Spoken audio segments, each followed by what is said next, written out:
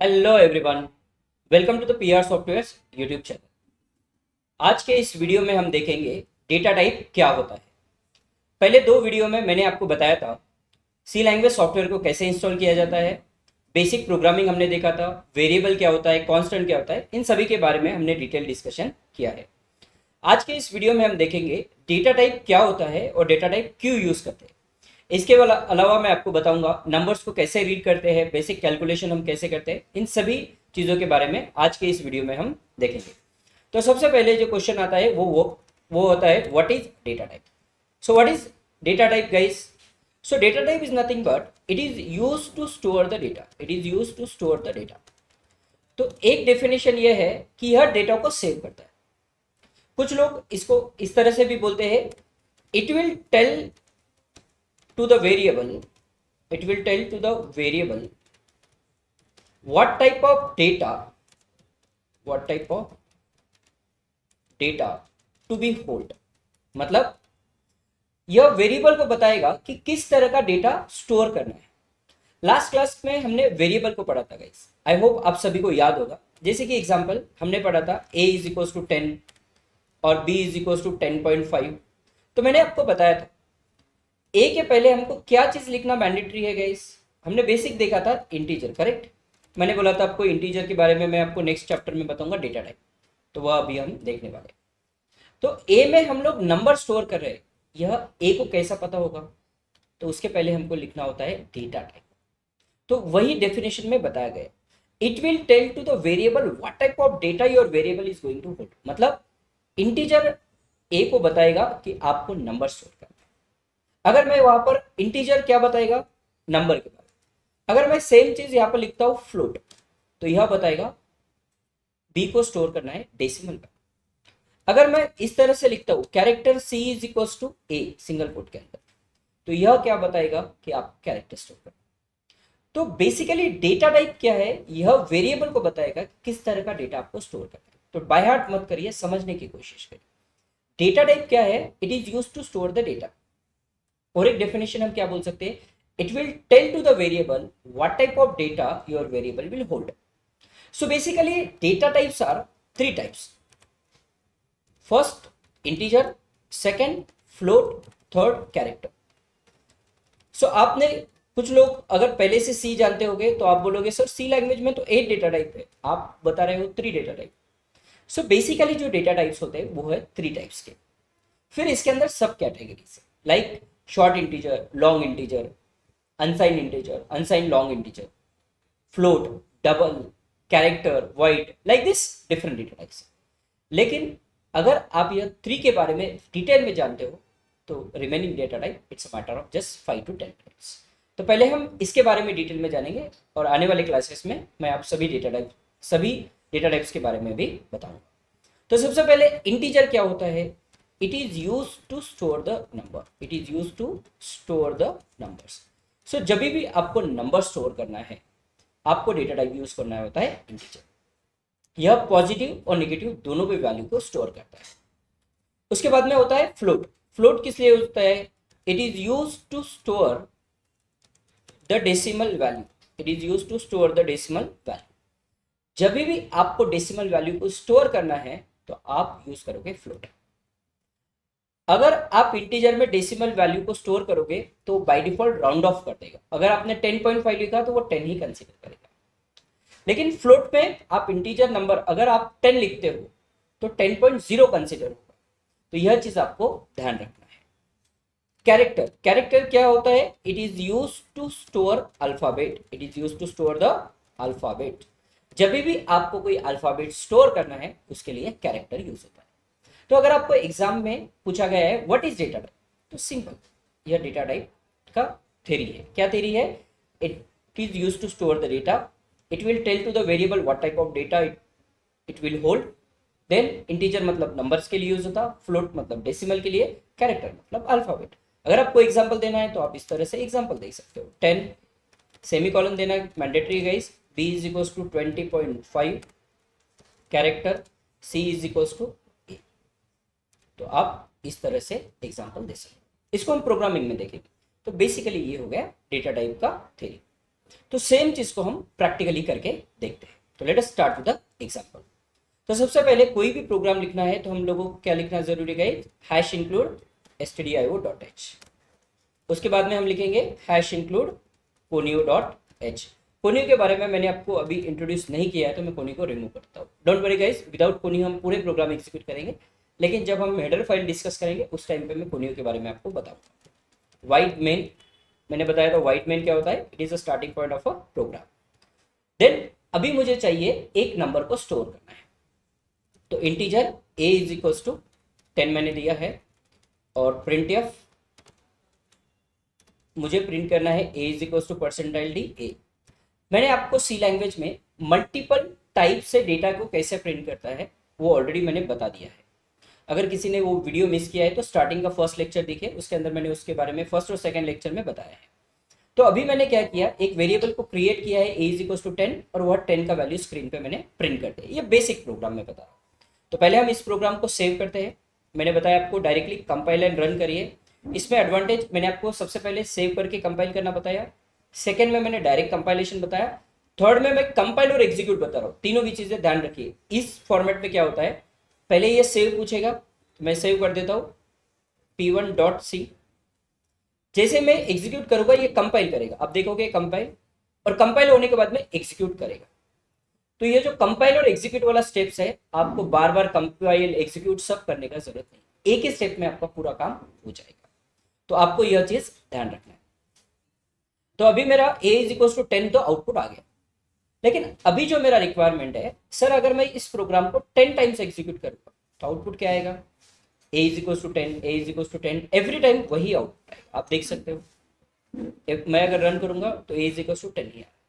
लेकिन मेरा रिक्वायरमेंट है कि मुझे स्क्रीन से डेटा रीड करना है, मतलब जब मैं एग्जीक्यूट करूं, मान के चलो यहाँ पर मैं अभी रन कर रहा हूं, तो यहाँ पर मुझे पूछना चाहिए एंटर द ए वैल्यू। तो उस कॉन्सेप्ट को हम बोलते हैं reading the value dynamically. Dynamically का मतलब क्या होता है, स्क्रीन। ये कॉन्सेप्ट को हम बोलेंगे कांस्टेंट। मैंने आपको ऑलरेडी बताया, जो वैल्यू आप स्क्रीन पे चेंज नहीं कर सकते हो उसको बोलते हैं कांस्टेंट। सेकंड वेरिएबल, वेरिएबल मतलब आप वैल्यू को चेंज कर सकते हो, कब, जब आप एग्जीक्यूट करते हो। उसको अगर एग्जीक्यूट करना है तो आपको एक चीज ध्यान में रखना है, आपको यहाँ पे ए का वैल्यू कुछ भी नहीं देना है। उसके बाद में आपको यह मैसेज देना है, क्या मैसेज देंगे हम, एंटर द नंबर। सर यह मैसेज देना क्यों जरूरी है, क्योंकि मान के चलो आप एटीएम गए, आपने कार्ड डाला, तो सबसे पहले आपको क्या पूछेगा, एंटर द नंबर और एंटर द पिन। अगर वह मैसेज आप नहीं लिखोगे तो ब्लैंक स्क्रीन आएगा। सिमिलरली यहाँ पे अगर आपने यह एंटर द नंबर नहीं लिखा तो वह ब्लैंक स्क्रीन आएगा, वह भी मैं आपको प्रैक्टिकली बताऊँ। तो यूजर को बोलने के लिए कि आपको एंटर नंबर प्रेस करना है, इसलिए मैंने एंटर द नंबर लिखा है। और जब भी यूजर नंबर देगा तो उसको रीड कौन करेगा, तो वह फंक्शन का नाम है स्कैनएफ। प्रिंटएफ का काम होता है प्रिंट करना और स्कैनएफ का काम होता है रीड करना। तो स्कैनएफ क्या है, it is a input function guys, और प्रिंटएफ क्या है, it is a output function. ध्यान में रखिए, इनपुट और आउटपुट। इनपुट मतलब हमको डेटा रीड करना है, और आउटपुट मतलब डेटा हमको प्रिंट करना है। तो इसके बारे में डिटेल फंक्शन में बताऊंगा मैं, लेकिन बेसिक पॉइंट्स याद रखना है। प्रिंटएफ का मतलब होता है आउटपुट और स्कैनएफ का मतलब होता है इनपुट। अब नेक्स्ट क्वेश्चन, सेमीकोलन आपको पहले ही दे देना है एज अ बिगिनर। अभी कितने नंबर को आपको रीड करना है गाइस, 1 नंबर। तो जब भी आपको नंबर रीड करना है आपको लिखना है परसेंटाइल डी, डेसिमल के लिए परसेंटाइल एफ, और नंबर कैरेक्टर के लिए परसेंटाइल ए। एक नंबर रीड करना है इसलिए 1 परसेंटाइल, 2 नंबर के लिए 2 परसेंटाइल, 3 नंबर के लिए 3 परसेंटाइल। यह फॉर्मेट आपको याद रखना है। अभी नंबर रीड करने के बाद में नंबर कहां पे स्टोर करना है गाइस, ए में स्टोर। लेकिन यहां पर एक चीज आपको एक्स्ट्रा याद रखना है, ए के पहले आपको %, लगाना मैंडेटरी है। एड्रेस ऑफ ए का मतलब क्या होता है, एड्रेस ऑफ ए का मतलब होता है मेमोरी लोकेशन, मतलब मेरा जो भी वैल्यू है please go and store into the A location. मतलब देखिए यहाँ पर गाइस, ये 2 स्टेटमेंट के बारे में फिर से बता रहा हूँ। यह हम मैसेज प्रिंट करेंगे एंटर द नंबर, तो आप क्या करोगे, नंबर 10 एंटर करोगे, तो स्कैनएफ क्या करेगा, वो नंबर को रीड करेगा और ए में स्टोर कर देगा, और स्क्रीन पे वो नंबर प्रिंट हो जाएगा। तो यह स्टेटमेंट किस लिए है, वो नंबर को प्रिंट करने के लिए। इसके बारे में ऑलरेडी आपको पता है। तो बेसिकली हम इस प्रोग्राम को एक बार एग्जीक्यूट करते हैं। एग्जीक्यूट करिए, कंपाइल करिए पहले, और फिर रन करिए। तो अभी देखिए एंटर द नंबर, मैंने दिया है 10, तो मेरा 10 प्रिंट हो गया। सर आपने पहले भी 10 दिया था, let us change the number guys, run. अभी आपको कंपाइल नहीं करना पड़ेगा, सिर्फ रन, क्योंकि आपको बार बार कंपाइल जब चेंज करोगे तभी कंपाइल करना है। तो 300 दिया मैंने, 300 प्रिंट हुआ। तो इस तरह से आप इस नंबर को रीड करके प्रिंट कर सकते हो। अब देखिए सर ये प्रिंट एफ आपने क्यों लिखा है, तो अभी मैं इसको चेंज करता हूँ। मैंने क्या बताया, कभी भी कुछ चेंज करे तो सबसे पहले क्या करना जरूरी है, कंपाइल। अगर आपको बार बार कंपाइल रन नहीं करना है तो आप कंपाइल करके रन कर सकते हो। तो अभी देखिए ब्लैंक स्क्रीन आ रहा है, मैसेज नहीं आ रहा। तो अब मुझे कैसा पता चलेगा मुझे नंबर एंटर करना, तो इस वजह से आपको मैसेज देना मैंडेटरी है। अभी एक्चुअली देखिए मैं नंबर प्रिंट करूँगा तो आएगा। तो मैसेज इसलिए देना जरूरी है क्योंकि अगर आप नहीं देखो तो स्क्रीन ब्लैंक रहेगा। जो बिगिनर है उनके लिए बहुत इंपॉर्टेंट पॉइंट है। I hope it is clear. अब इस प्रोग्राम को कॉपी करके एक बार प्रैक्टिस करिए। मैं और एक एग्जांपल इसको बताता हूँ। अभी हम एक नया फाइल लेंगे गाइस, कंप्लीटली बिगिनर। अभी हम मुझे 2 नंबर को रीड करना है, तो मैं दूंगा यहाँ पे hash include stdio.h hash include punio.h wide main. अभी मुझे 2 नंबर चाहिए, तो मैंने कितने वेरिएबल लिया guys, 2 variables a and b. तो आपको यहाँ पे एक चीज क्या ध्यान रखना है गाइस, जब भी आप 2 वेरिएबल लोगे तो मेमोरी में बाय डिफॉल्ट यहाँ पर 2 मेमोरी लोकेशन क्रिएट होंगे। मैं यहाँ पे कुछ क्वेश्चन पूछूंगा आपको बहुत एक्टिवली उसका आंसर देना है। मैंने 2 मेमोरी को क्रिएट किया है, ए और बी, ए और बी। और जितने भी लोग इस वीडियो को सुन रहे हैं आप कमेंट में इसका आंसर दोगे। ए और बी मैं जब क्रिएट करता हूं तो ए और बी का बाय डिफॉल्ट वैल्यू क्या होता है गाइस, आंसर क्या है, 0 होगा, 1 हो गया या गार्बेज का। मैंने आपको स्टार्टिंग क्लास में बताया। तो ए और बी का वैल्यू होगा गार्बेज वैल्यू। गार्बेज वैल्यू का मतलब सिस्टम डिसाइड करेगा ये वैल्यू क्या होगा। तो अभी जो वैल्यूज होगा वो 0 1 नहीं होगा, गार्बेज वैल्यू होगा, ये आपको याद रखना। अभी इसको रीड करने के लिए हम देंगे printf enter the 2 numbers, scanf %d comma address of a comma address of b. Observe करिए गाइस, बहुत ध्यान से इस चीज को देखिए। मुझे अभी कितने नंबर रीड करना है, 2 नंबर्स, इसलिए मैंने मैसेज दिया एंटर द 2 नंबर्स। रीड करके किस में स्टोर करना है गाइस, मुझे ए और बी में। तो मैंने आपको बताया था स्कैनएफ में आपको पहले तो देना है जितने नंबर चाहिए उतने परसेंटाइल डी लगाना है। तो मुझे 2 नंबर चाहिए, मैंने 2 परसेंटाइल दिए। फर्स्ट नंबर किस में स्टोर करना है, एड्रेस देना मैंडेटरी है जब आप स्कैनएफ यूज करते हो। ओनली स्कैनएफ में एड्रेस देना है, अदर जगह पे नहीं देना है। एड्रेस के बारे में आने वाले क्लासेस में हम जानेंगे। Address of a comma second number किस में स्टोर करना है, एड्रेस ऑफ बी। अगर गलती से आपने यहाँ पे एड्रेस ऑफ बी देना भूल गए तो वहां पे लेगा गार्बेज वैल्यू। गार्बेज वाले का मतलब ऑलरेडी पता है आपको, नहीं पता होगा तो डोंट वरी, मैं प्रैक्टिकली करके बताता हूँ। तो मैंने 2 नंबर को रीड किया। अभी हम इसको प्रिंट करते हैं, printf a is equal to percentile D space b is equal to percentile D. मैंने ये भी बताया था स्पेस क्यों लेना जरूरी है, अगर स्पेस नहीं दोगे तो एडजेसेंट प्रिंट हो। ठीक है, अभी हम सबसे पहले ये प्रोग्राम तो मेरा रेडी हो गया, मैं इसको कंपाइल एंड रन करता हूँ। अभी दीजिए मैंने 3 और 4 दिया, a इज इक्वल टू 3 और b इज इक्वल टू 4 आया। किसी को कोई दिक्कत है इसमें, ओके। अब मैं क्या करता हूँ गाइस, यहां पर मैंने 1 परसेंटाइल डी नहीं दिया। मुझे कितने परसेंटाइल डी चाहिए, 2, लेकिन मैंने दिया कितना, 1। लेकिन एड्रेस ऑफ ए और एड्रेस ऑफ बी मैंने ऐसे ही रखा। अब देखिए क्या रिजल्ट आता है। अभी देखिए मैंने 10 दे दिया, वो 20 को रीड ही नहीं कर रहा है। क्यों, क्योंकि मैंने परसेंटाइल डी 1 ही लिया। लेकिन सर बी का वैल्यू तो 1 आया, तो इसलिए मैंने आपको बोला था यहां पर, अगर याद होगा तो जब भी हम लोग ए और बी डिफाइन करते हैं तो इसमें कुछ बाय डिफॉल्ट वैल्यू आता है, उस वैल्यू को गार्बेज वैल्यू बोलते हैं। अब मेरे सिस्टम में 1 आया, इसका मतलब जरूरी नहीं आपके सिस्टम में 1 आया, वो 100 हो सकता है, -10 -15, वो सिस्टम डिसाइड करेगा क्या वैल्यू है, इसीलिए उसको गार्बेज वैल्यू कहा जाता है। तो अगर आपका कोई वैल्यू अनएक्सपेक्टेड आ रहा है, जो आपने नहीं दिया है लेकिन वैल्यू आ रहा है, उसको हम बोलेंगे गार्बेज। अभी हो गया फर्स्ट सिनेरियो, ओके।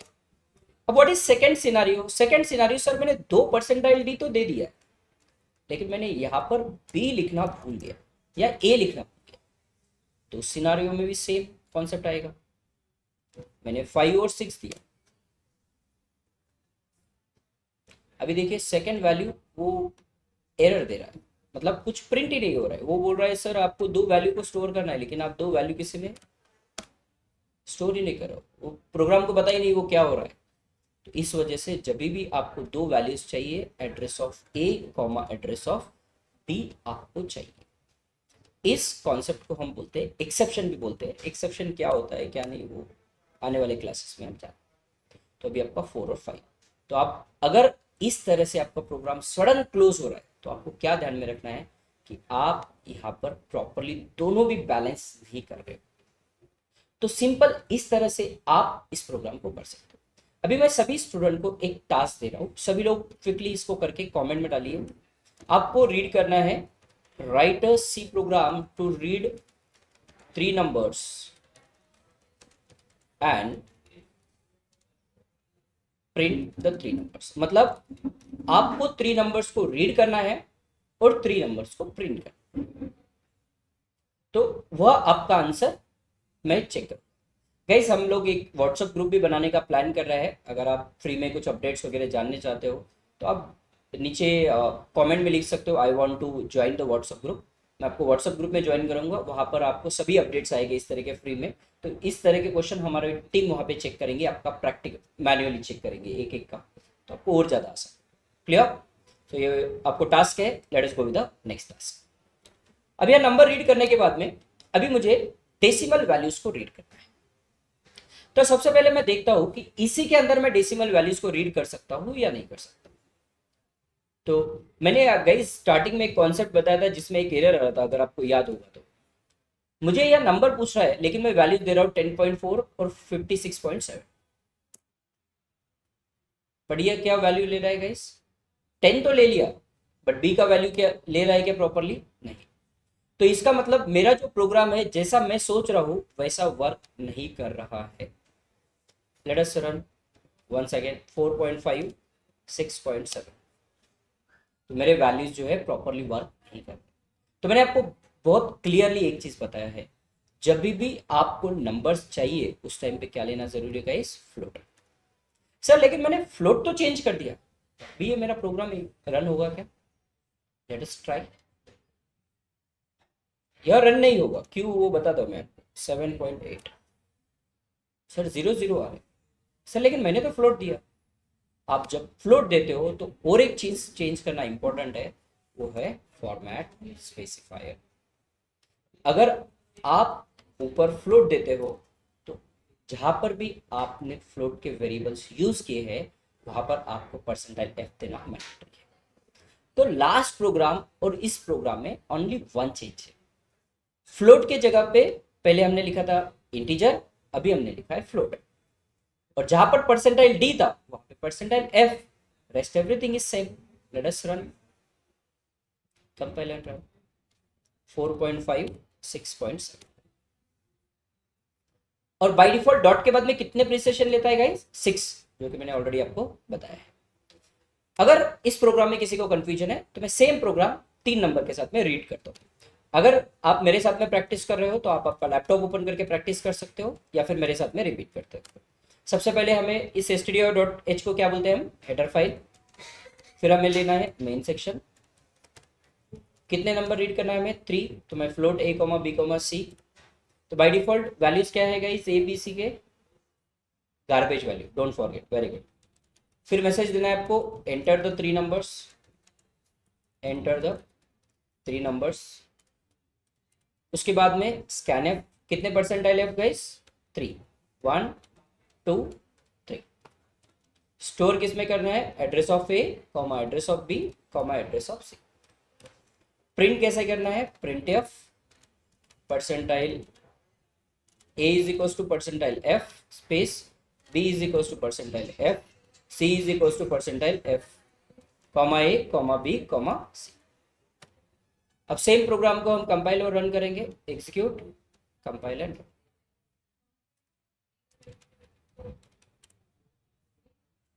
सो 4 5 6 मैंने नंबर्स दिया, मैंने आपको बताया था नंबर्स क्या मैं दे सकता हूँ आंसर, यस। किस में कन्वर्ट हो गए, डेसिमल, मतलब 4 कन्वर्ट हो गया 4.00, 5 कन्वर्ट हो गया 5.00, 6 कन्वर्ट हो गया 6.0। तो फ्लोट में आप नॉर्मल नंबर दिए तो भी उसको कन्वर्ट कर देगा, और डेसिमल दिए तो भी कन्वर्ट कर देगा। मैंने दोनों भी कवर कर दिया है, किसी को कुछ डाउट्स है तो आप क्लियर कर दीजिए। तो इस तरह से हम नंबर्स और डेसिमल को रीड करेंगे। तो अभी हम एक बेसिक प्रोग्राम करते हैं जिससे कि हम कुछ रियल टाइम टास्क को समझने की कोशिश करते हैं। अब मान के चलिए अभी मेरा नेक्स्ट टास्क है, मुझे एडिशन ऑफ 2 नंबर्स करना है। क्या करना है, एडिशन ऑफ 2 नंबर्स। तो हमें क्या क्या चीजें चाहिए होगी उसके लिए, हमें सबसे पहले 2 वेरिएबल चाहिए होंगे, 2 वेरिएबल के वैल्यूज रीड करना होगा और फिर इसका सम को प्रिंट करना। So let us start with the program. तो सबसे पहले मैं लिखता हूं hash include stdio.h white main. सबसे पहले मैं 2 नंबर को रीड करूं, printf enter the 2 numbers, scanf %d comma address of a comma address of. अब इस नंबर को आप प्रिंट कर दीजिए। कैसा प्रिंट करोगे, अब यहां पर मैं एक टास्क आपको देता हूं। मैं तो प्रिंट कर रहा हूं directly sum is equal to %d comma a plus b. अगर मैंने a और b का वैल्यू 10 और 20 दिया तो आउटपुट क्या आएगा, सम इज इक्वल टू 30 आ जाएगा। मैं आपको यहां पर एक टास्क दे रहा हूं, पहले तो मैं इसका आउटपुट दिखा देता हूं गाइस। कंपाइल, मैंने दे दिया 4 + 5, आउटपुट क्या आ गया 9, आउटपुट आ गया मेरा। लेकिन मुझे इस प्रोग्राम को प्रिंट करना है, सपोज एग्जांपल मान के चलिए ए का वैल्यू 10 है और बी का वैल्यू 20 है, तो मुझे आउटपुट चाहिए इस तरह से। सेकेंड आउटपुट चाहिए सम ऑफ 10 एंड 20 इज 30। मैंने आपको ऑलरेडी ये आउटपुट बता दिया है, 10 एंड 20 सम इज 30। मैंने ऑलरेडी इस आउटपुट को मल्टीपल वेज में प्रिंट कैसे करना है वो बताया है। अगर किसी को याद है तो आप क्विकली 5 मिनट्स टाइम देता हूं मैं, आप ट्राई करिए। ट्राई करने के बाद में कमेंट करिए कि yes I did all format correctly. अगर कुछ डाउट्स है तो आप पूछिए, उसके बाद में मैं आपको बताता हूँ। पॉज करिए और let us do it, late us start. अब मैं बताता हूँ। अगर इस आउटपुट को जिसको याद है इट्स वेरी गुड, नहीं याद है तो फिर से देखिए। मैंने आपको क्या बताया था, मुझे जो भी आउटपुट चाहिए उस आउटपुट को आप कॉपी करिए और किस पे प्रिंट करना है आपको, printf में। सिंपल। सेकेंड टेक्निक क्या बताया था, जहां पर भी नंबर है वहां पर क्या रिप्लेस होगा, %d। करेक्ट। फर्स्ट %d का वैल्यू क्या है गाइस, a, सेकेंड %d का b और थर्ड %d का a प्लस b। तो इस तरह से मेरा आउटपुट स्क्रीन पे आ जाएगा। फर्स्ट a का वैल्यू 10 आ जाएगा, इसका वैल्यू 20 और इसका वैल्यू a प्लस बी का वैल्यू 30। पहले हम इस आउटपुट को देखते हैं, उसके बाद में आगे के आउटपुट का प्रैक्टिस करते हैं हम लोग।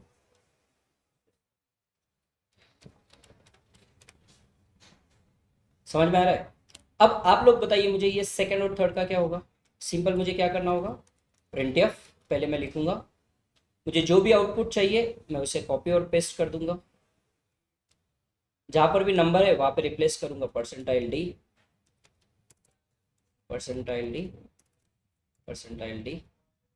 Slash n a comma b comma a plus b. ठीक है। उसके बाद में थर्ड वाला आउटपुट हम प्रिंट करते हैं, printf %d and %d sum is %d comma a comma b comma a plus b. मतलब आउटपुट तो सेम ही है सर, लेकिन हम प्रिंट डिफरेंट टाइप से कर रहे हैं। क्यों, क्योंकि प्रेजेंटेशन इज वेरी इंपॉर्टेंट। जैसा क्लाइंट का रिक्वायरमेंट होगा वैसे हम रियल टाइम में इसको यूज करेंगे। तो let us see the output and check whether it is same or not. So like this we can print out in a different ways. तो यह आज हम जाना है गाइस। आज हमने जाना है कि बेसिक डेटा टाइप क्या होता है और उसको रीड कैसे करते हैं, प्रिंट कैसे करने हैं। आप इसका प्रैक्टिस अच्छे से कर लीजिए गाइस। नेक्स्ट चैप्टर में हम लोग लॉजिकल बिल्डिंग को स्टार्ट करेंगे, जिसमें आपको बताऊंगा मैं कैसे लॉजिक्स को बनाया जाता है और कैसे लॉजिक्स को रियल टाइम में यूज किया जाता है। सो अगर आपको यह मेरा वीडियो अच्छा लगा है तो प्लीज़ लाइक एंड सब्सक्राइब करना ना भूलें। Thank you for watching this video guys.